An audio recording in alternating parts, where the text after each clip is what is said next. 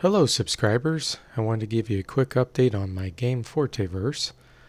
So a lot has happened since I gave the last update. I've been working hard on the AI of the computer and controlling the monsters and life forms. So I wanted to sample some of this for you. So we've got 6 party members created here. We first have a barbarian. Hi. We have alchemist, Hi. a knight, What's happening? a wizard, Hi there. a bard, Hey, what's up? and samurai. Hello. Okay, as you can tell, voice acting is going very well. Had quite a few volunteers and hoping to get a lot more. It's going to make the game just so much better.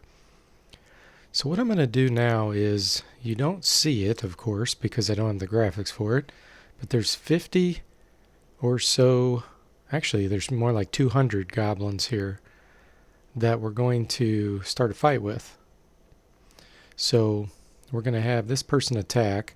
I have now sorted all the attacks by range, so closer monsters will appear at the top, and the farther away they are, they'll appear toward the bottom. So you can see here, here's my party members, because they're 0 distance, and then here's a whole bunch of goblins of various vocations. So these are 10 feet away, so I can hit them with my hard stone great axe. So let's just pick on one of them. Let's pick the warrior there. Now, when I hit enter here, all hell's going to break loose, and you're going to see.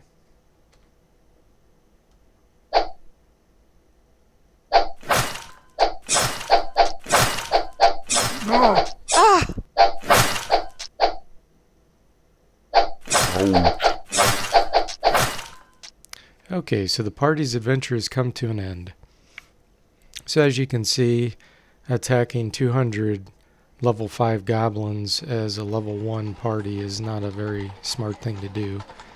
And as I scroll down the text here, you can see the various results of the battle. Now eventually the game is going to be either turn-based or phase-based, and possibly both. And I've left it in real-time mode right now. I'm trying to consider whether I want to have that as options so that the player can choose how they want combat to work. But if real-time works, I can break it up into rounds that are controlled, and we can have either turn-based or phase-based. So real-time has to work properly in order to make sure everything is accurate. Now, what happened? Let's go take a look at the messages. So, Daryl swung at Goblin Warrior and he missed. And then what happened was the warrior called for help. And when that happens, basically any other surrounding allies will come to the help of that party member that yelled. Here an assassin also called for help. And so Daryl kept swinging. He got 2 swings that round. And then I quit performing actions. I do not have the party members enabled for player characters to be computer controlled by default.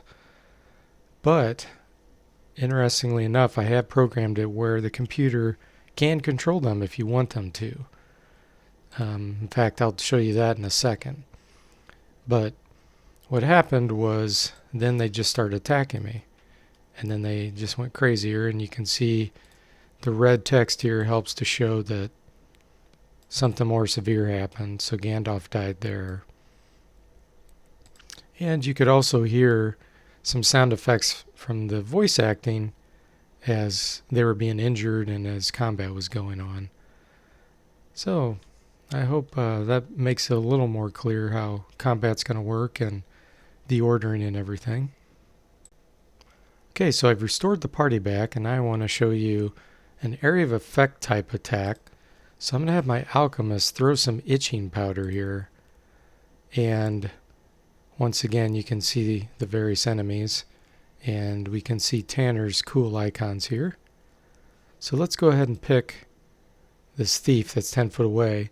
And now this is going to be an area of effect. And then the other thing I'm going to do when this happens is I am going to try to turn on the computer control just for a second on some of the party members, but I may not even have time to react because of how quickly they're going to attack me.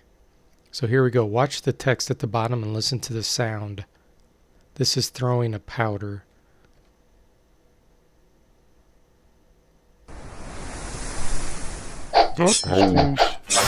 Okay, so there they go. Yeah, I didn't even get a chance to click on anything because they killed me too quickly.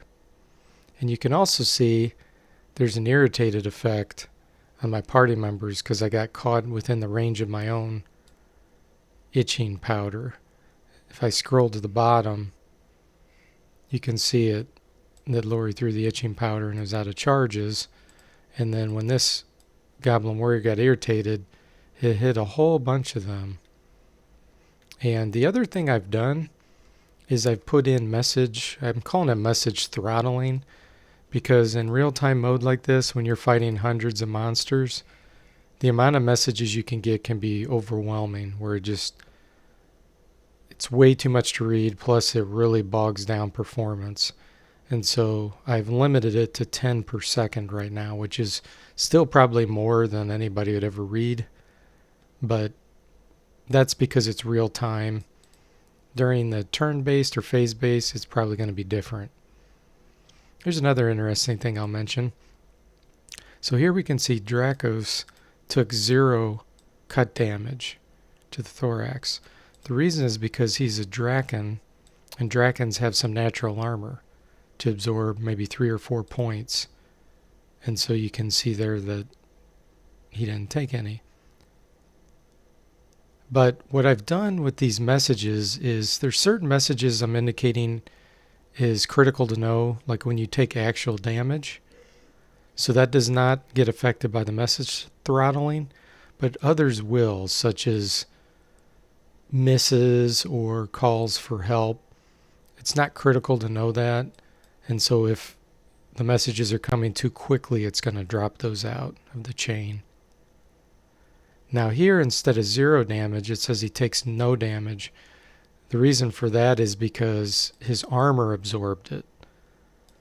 And when the natural armor absorbed it, that's when it ends up saying 0. So I hope you enjoyed this little demonstration of some of the AI. It's definitely one of the most difficult parts of the game, trying to make it realistic. And I'm going to make the monsters' actions be based on their intelligence level. So intelligence will have a big impact on how the AI performs.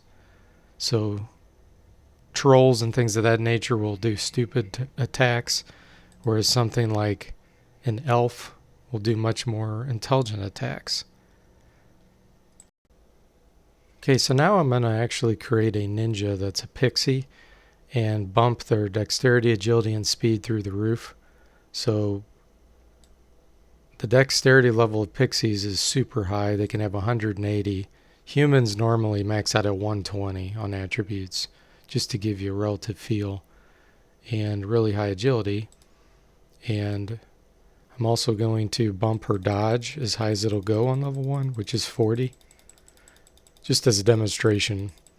Now I have not balanced all of this out yet, because I've been working on the game engine itself.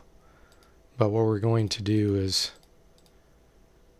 demonstrate how this 12 hit point ninja can keep dodging all these attacks from these goblins. And most likely it'll be the last survivor. It'll also give me a chance to hopefully demonstrate the computer controlled aspect of party characters.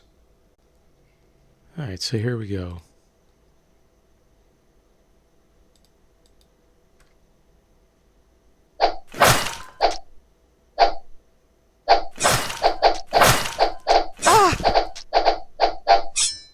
Missed me.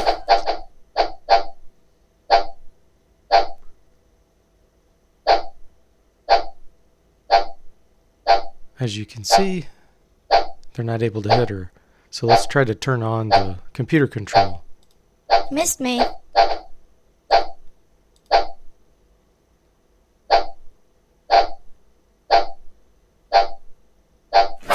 So now she just attacked. So Missed me.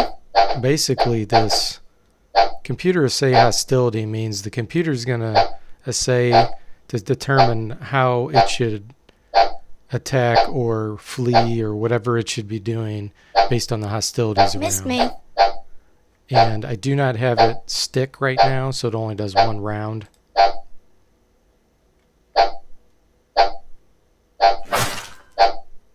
So she determined to attack that thief. And then she just got another attack Missed in there. me. So I hope you've enjoyed this demonstration, and I'll be giving future updates. If you want to volunteer for the voice acting, that would be fantastic. Just let me know in the Missed me. comments and then contact me. See you next time.